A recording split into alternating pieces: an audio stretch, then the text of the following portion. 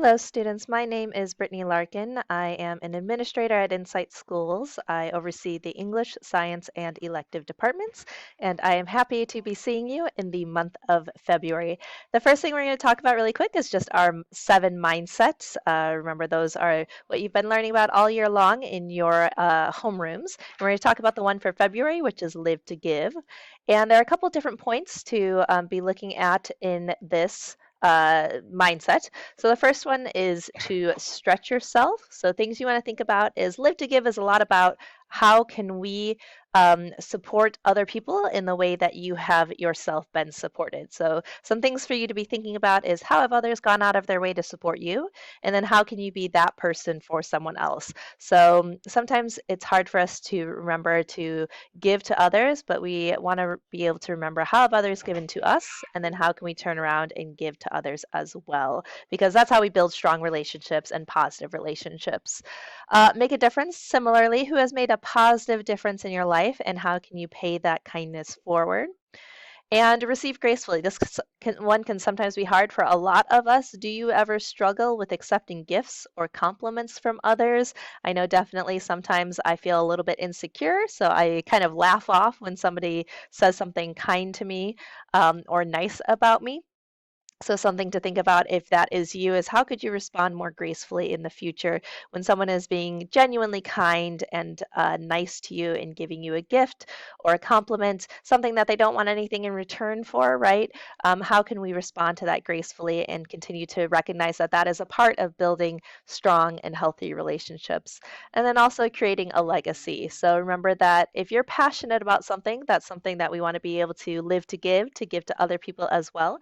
So think about how can you make positive decisions and actions this month so that as you are continuing to think about the thing that you are passionate about, other people can also remember you for that same thing that you are passionate about, and you can have an effect on them long term. And remember, all of those little actions go on to affect every single person, just kind of like a ripple effect. Like we affect one person positively, they go on to affect somebody else positively, and that just keeps on going and going. And that is the great thing about humankind when we are kind to each other. Now, moving over to some stuff that's a little bit more logistical, I do want to remind you that state testing is coming up at the end of April and in May. So, some things for you to be aware of your academic advisors, those are the teachers within your homeroom sessions early in the morning. They will be beginning to prepare you for the testing season that is coming up, and they will begin doing that very soon. So be on the lookout for that in the next couple weeks. Some things that they're going to be helping you do are to check your webcams, your speakers, your microphone, make sure that all of those are functioning. You do need those to be functioning for state testing, and we do want to intervene early and helps you figure out tech tickets or help you figure out school computers if that is something that is not yet working for you. So be on the lookout for that. Be aware that that's a huge priority. State testing cannot be completed without that, and state testing at our school is an enrollment requirement. So we do need to make sure that we get that done and that you have everything you need to get that done. They'll also probably introduce you to how the platform works, make sure that you kind of feel comfortable with that. And they might even show you some examples of questions that you might see, just so that, again, we're getting you more and more comfortable with that. And we're starting super early, I know, but it will be coming fast. End of April, start of May will be here faster than you know. And we want to make sure that we're using that time wisely so that you guys are as comfortable as possible in making sure that you are able to do this.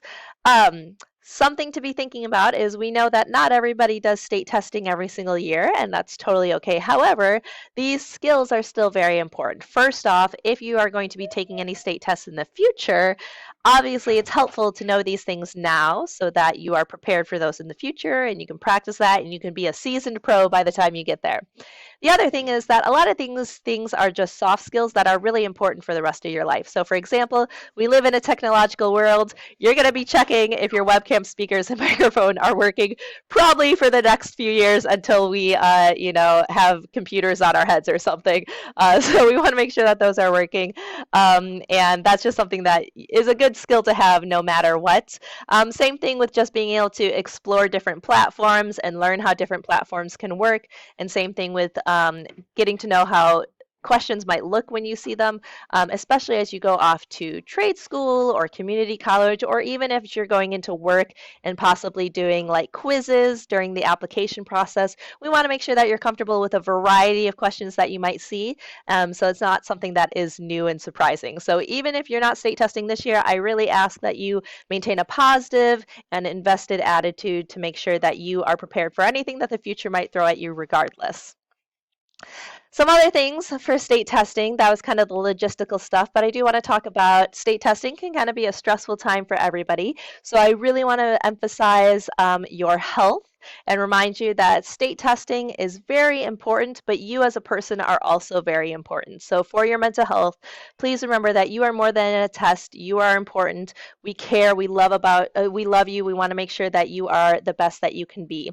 So just a reminder that if you get to that moment where you're really nervous or anything, just remember all we're asking is for you to do your best. And you as a person, whatever your best is, and we want to make sure that we are giving you all the resources and tools to help you feel like you're ready to do your best. And if you don't feel like you're at that spot, please reach out to your counselor, to your teachers, to your homeroom academic advisor, to all the people that we have at the school, and let them know, hey, here are some things that I'm not feeling my best at yet, and we are happy to support you and try to give you some resources and sometimes just an ear to listen to help you feel ready to do your best.